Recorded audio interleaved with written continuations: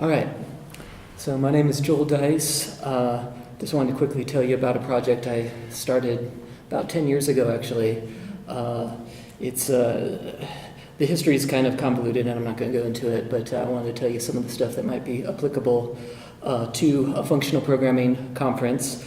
So basically, I and some friends wrote a Java virtual machine from scratch, again, starting about 10 years ago. And again, the reasons for that are not what I'll go into right now, but we did have some fun with it, and in particular, we sort of went beyond the Java spec and did some things that aren't actually part of Java, one of which is tail call optimization pervasively, and then also first-class continuations. And if you were at the functional programming destination or origin talk yesterday, you may have heard that delimited continuations are equivalent in expressive power to monads, and if you have one, you can convert to the other, so they're isomorphic with each other. And so you might start to imagine how that would be interesting if it was baked into the interpreter. So a little bit about it. It's a lightweight JVM, much lighter weight than a hotspot, which is the Oracle/OpenJDK VM by default, and that has interesting implications about where you can use it and where you might want to use it. It supports straight interpretation, just-in-time compilation, ahead-of-time compilation, which allows it to be used on iOS, among other things. It's compatible with Java 8, Scala, Clojure, pretty much any language that would run on the VM. I haven't tested them all, but the ones that I have tested seem to work. Targets a variety of operating systems. And as I said, it optimizes tail calls. And this is true for any JVM language.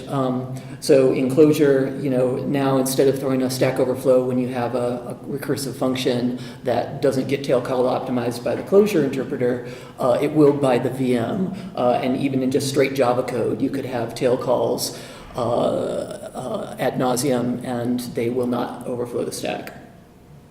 Same with Clojure, and you can do delimited continuations. And for those who aren't that familiar with what delimited continuations give you, it sort of allows you to invert your logic in a way, so that if you find yourself writing a state machine where you're basically you've got a bunch of case expressions and you're saying, okay, what state am I in? Am I in state A? Then I'll do this. If I'm state B, then I'll do this, and I might transition to state C and blah, blah, blah. That's kind of a pain to do.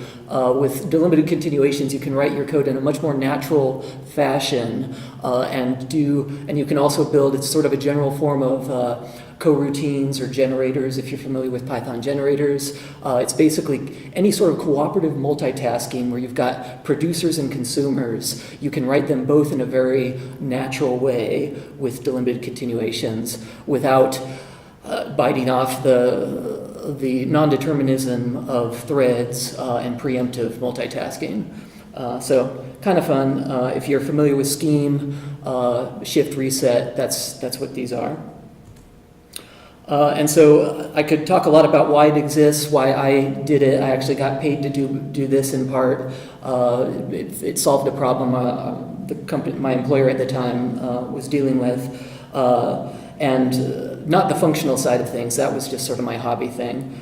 But the reason why I think it's relevant is languages like Clojure and Scala don't really fit Java bytecode well. They don't. There's primitives, in particular tail call optimization, which even the .NET Common Language implementation or interface.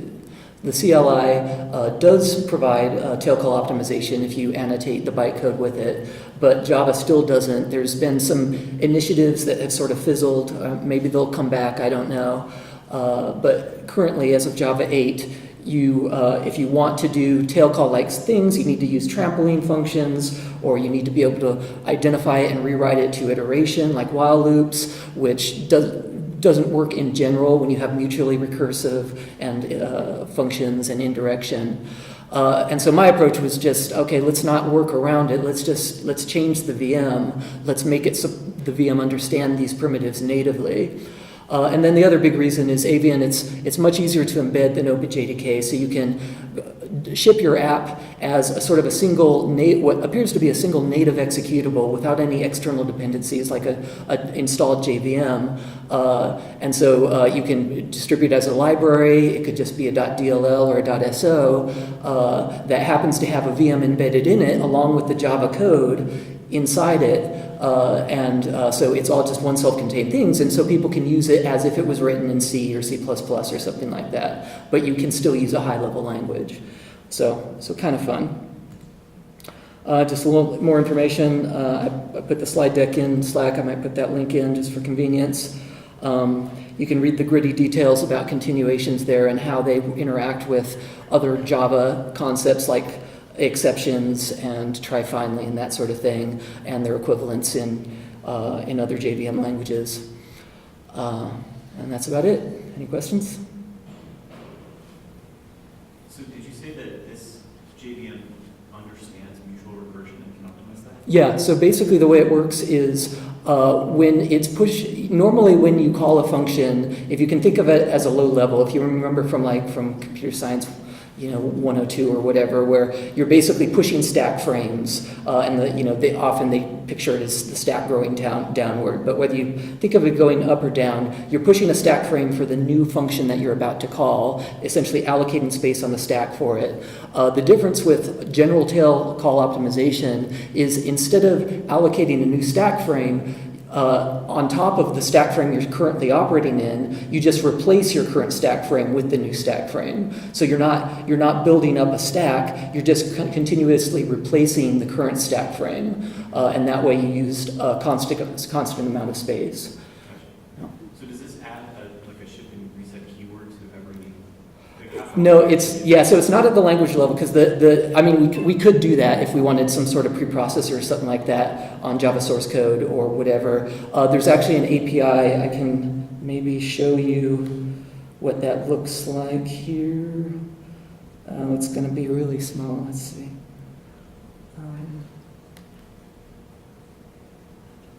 What are the keywords to? Is it close? There we go. And oops. Just want to. Okay, so there's a lot of documentation here about the gritty details about how frames are saved and restored. Initially I did this with I implemented this as non-delimited continuations, and that, so if you are familiar with schemes called with current continuation, we have that, and that remains available. And there's good documentation on it. More recently, I was introduced to delimited continuations, and so the shift and reset are there, but clearly they're not at all documented. But the semantics are what you would expect if you come from a scheme background or any other language that has delimited continuations. Cool. But yeah, they look just like functions, but they don't act like functions necessarily. They hook into the VM magic when you call them. But these are available to the user?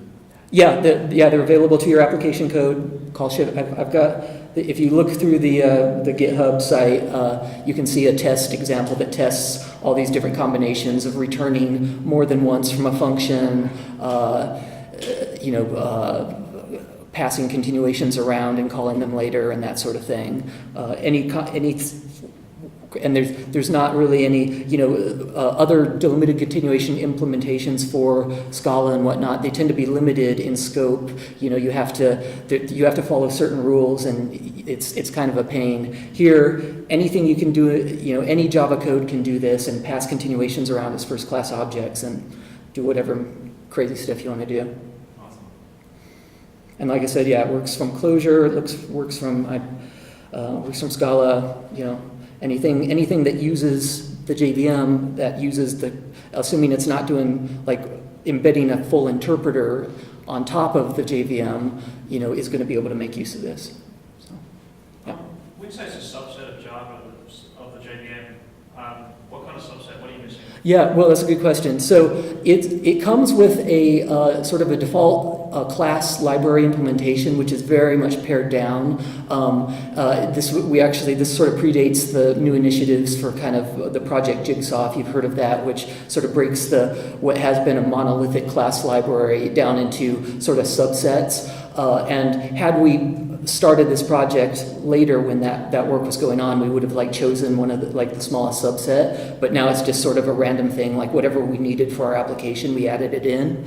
But the good news is it's also compatible with OpenJDK's class library, and that's what you're going to need to use if you use something like Scala, because Scala has so many dependencies on the general OpenJDK or Java standard library.